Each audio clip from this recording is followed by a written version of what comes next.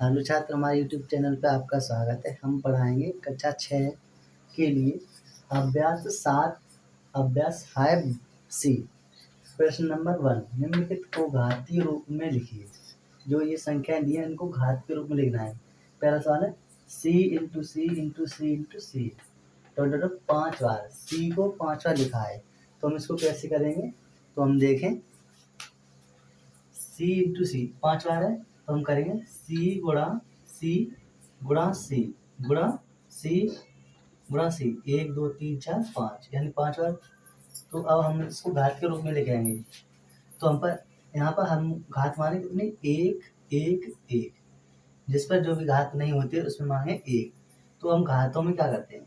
गुणा में घात होती है वो जुड़ जाती है। C पर घात कितनी है? 1 2 3 4 5। तो C पर घात कितनी हो गई? 5। यानी C को मैंने घात के रूप में लिख दिया। कितना? C पर घात 5। दूसरा सवाल है, दूसरा सवाल को हम क्या करेंगे? दूसरा सवाल दिया है कितना? 5 into A into A into B into B. ठीक है, ए दिया है, देख लें, इंटू बी, यानी 5 into A into B into B into B. B दिया है 3 बार, ए दिया है 2 बार। तो इसको हम कैसे लिखेंगे? 5 इंटू ए 2 बार है, 1 1, तो ए पे घात 2 इंटू बी कितनी? 1 2 3, तो कितना होगा?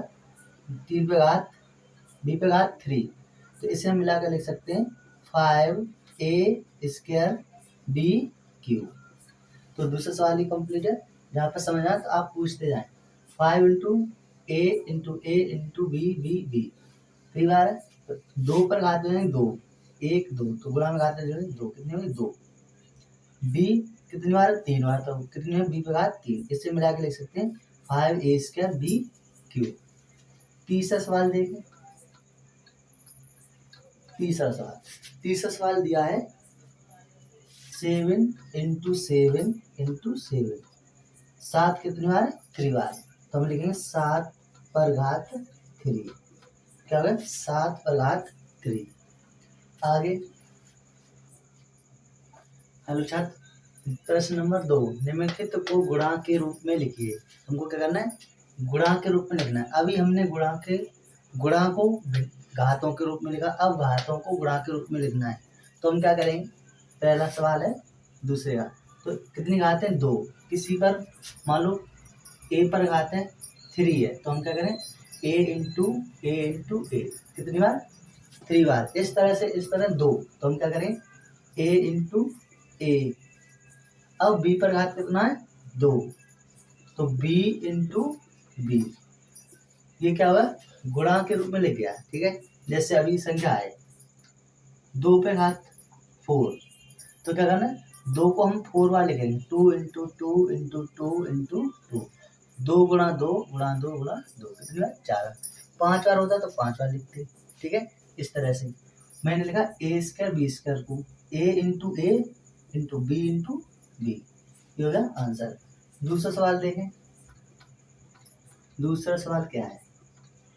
दूसरा सवाल दिया है आपको 9 ए बी क्यू। ये दिया है, क्या दिया है? 9 a b q। अब हमको इसको गुणा के रूप में लिखना है। किस में गुणा में? तो हम 9 को सबसे पहले लिखेंगे 9 को हम क्या लिख सकते हैं? 3 इंटू 3। क्या लिख सकते हैं? 3 इंटू 3, 3 त्रिका 9। ए पर घात कितनी है? 1, तो हम लिखेंगे केवल ए। इंटू बी पर घात कितनी है? 3, तो B into B into B. तो ये हो गया गुणांक के रूप में, यानी गुणा के रूप में हो गया। ठीक है, घातों को गुणा के रूप में। तीसरा सवाल क्या है? तीसरा सवाल है इसमें 10x क्यू, यानी क्यू का मतलब 3 की घात बाई क्यू जेड क्यू। ये सवाल है, मिला लेना एक बार। 10x Q by Q Z Q. अब हमको क्या करना है, इनको गुणा के रूप में, पहले हम 10 को किस तरह से लिख सकते हैं, 10 को तो 10 कौन से पार्ट में आते हैं, 2 × 5 लिख सकते हैं, 2 गुणा 5 यानी 5 दूनी 10 हो गए। एक्स कितनी बार है, 3, तो एक्स इंटू एक्स यानी एक्स को हम कितनी बार लिख सकते हैं, 3 बार, इंटू बाई कितनी बार, 3, तो by into by into by. Z कितनी बार है, 3, तो जेड इंटू जेड। ये लिख गया किसके रूप में, गुणनफल के रूप में, गुणा के रूप में। 10 को हम लिख सकते 2 × 5, 2 × 5 एंड 5 10। एक्स बार कितने, 3, तो 3, तो एक्स इंटू एक्स कितनी बार, 3 बार। फिर हम लिखेंगे बाई कितनी बार है, बाई इंटू बाई 3 बार है। जेड कितनी, 3 बार, तो 3 जेड इंटू जेड। इस तरह से हम लिखेंगे गुणा के रूप में। ठीक है, ये दूसरा सवाल कंप्लीट हो गया। आपको जहाँ समझ में ना आए तो कमेंट करके पूछें। हल छात्र प्रश्न नंबर 3 अभ्यास 5C का, निम्नलिखित को घातांकी रूप में लिखिए। फिर दोबारा से घातांकी रूप में लिखना है। पहला प्रश्न था उसमें भी घातांकी लिखा था, अब दूसरे में फिर लिखना है। तो हम क्या करेंगे, इसमें देखें a इंटू n बार। इसका मतलब क्या है, n बार का मतलब होता है अनंत। कितना, अनंत। क्या होता है, अनंत का मतलब जितना लिख पाओ उतना। ठीक है, जितना लिख पाओ, जो भी लिखना है जितना लिखा उतना, वो अनंत। तो हम क्या करें, उसको लिखेंगे n का, n से। अब a पर घात करना है, n घात है, n बार है, 1 2 3 इस तरह से लिखा हुआ है, तो n बार है। तो हम क्या करेंगे, घात में लिखेंगे तो a पर घात n। क्या लिखेंगे, a पर घात n। a जितनी बार लिखा हुआ उतना ही हम करेंगे n, क्या n। ठीक है, दूसरा सवाल देखें, समझ में आया दूसरा, पहला सवाल देखो, पहला सवाल समझ में आया है। ठीक है, आगे देखें दूसरा सवाल क्या है। दूसरा सवाल दिया है b इंटू बी कितनी बार, 1 2 3 4 इंटू 1 2 3 4 इंटू n बार। तो ये तो वैसा ही है, कर सकते हो ना। देखें b पर घात 1 2 3 4 n बार, तो कितना होगा, वैसे करना है, a पर घात n था उसी तरह से b पर घात कितना होगा, n। कितना, b पर घात n। ठीक है, तीसरा सवाल देखो, जहाँ पर आपको समझ में ना आए तो प्लीज कमेंट करें। तीसरा सवाल क्या है, तीसरा सवाल देखें हमारा 3 इंटू 4 इंटू 4, क्या 3 इंटू 4 आगे क्या है, इंटू ए। ठीक है, क्या है, 3 इंटू 4 इंटू ए। अब क्या है, ये गुणा के रूप में लिखा है, किसके रूप में, गुणा के रूप में, गुणन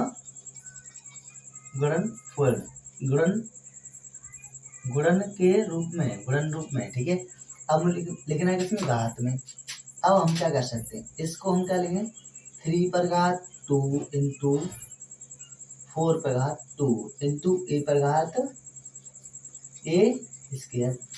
इसको ऐसे लिख सकते हैं, या हम इनका गुणा कर सकते हैं। क्या, इनका गुणा कर सकते हैं। वैसे तो इतना होना चाहिए, गुणा में अगर करोगे तो हो जाएगा 9, 3 का 9, 4 चक 16। इसका तो इंटू ए स्क्वायर। अब 9 और 16 गुणा हो जाएगा, कितना होगा, 16, 9 छिंग 54, 9 छिंग 54 के कितने, 4, 9 1 9, 9 और 5 14, इन और ए स्क्वायर कितना होगा, ए स्क्वायर। इतना हो सकता है, या इतना हो सकता है, या इतना होगा। ठीक है, ये हो गया, तीसरा सवाल हो गया कंप्लीट।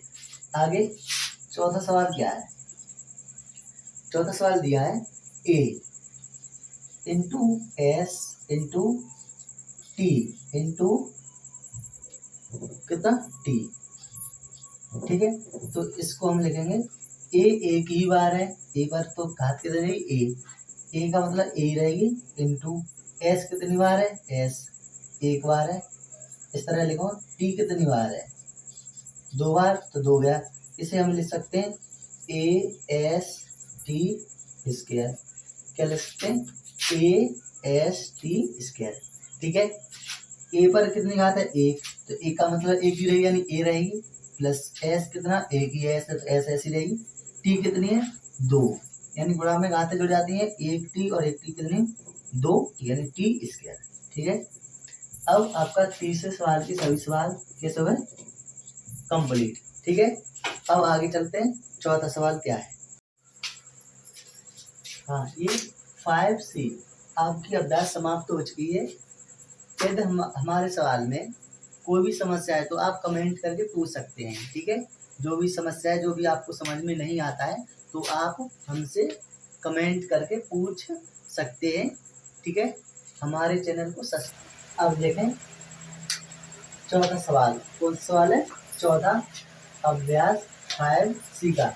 एक व्यक्ति की वर्तमान आय ए वर्ष है तो उसकी प्रतिवर्ष द्विगुनी हो जाती है। उसकी आय क्या होती है, द्विगुनी। कोई व्यक्ति ए वर्ष का है, ए का मतलब किसी भी वर्ष का, 10 का हो सकता है, 20 का हो सकता है, 15 का हो सकता है, 40 का हो सकता है। अब क्या है, उसकी आय प्रतिवर्ष हर साल द्विगुनी हो जाती है, द्विगुनी बढ़ेगी। तो 3 वर्ष बाद उसकी आयु कितनी होगी, आयु कितनी होगी। तो देखिए, एक व्यक्ति की वर्तमान आय बराबर ए वर्ष। क्या मान लो एक व्यक्ति की वर्तमान कितनी है, ए वर्ष। ठीक है, अब हर साल द्विगुनी हो जाता है तो 3 वर्ष बाद कितना होगा, तो यदि तो क्या प्रतिवर्ष, प्रति वर्ष आय बड़ी कितनी, द्विगुनी। गुनी का मतलब गुणा किया जाएगा। ठीक है, प्रतिवर्ष द्विगुनी बढ़ गई तो 3 वर्ष बाद कितनी होगी, 3 वर्ष बाद की आय बराबर क्या होगा, A into B into B into B. यहाँ पर भी लगा लें क्या, ठीक है, ए इंटू बी 3 बार बढ़ गए तो होगा ए बी, बाद में लिख सकते हैं क्यू, कितना, ए बी क्यू। ठीक है, अब आपकी अभ्यास होती है समाप्त। ठीक है, हमारे जो भी सवाल हैं वो हमने आपको किए हैं। जो सवाल है पसंद आए तो क्या करना है, हमारे चैनल को सब्सक्राइब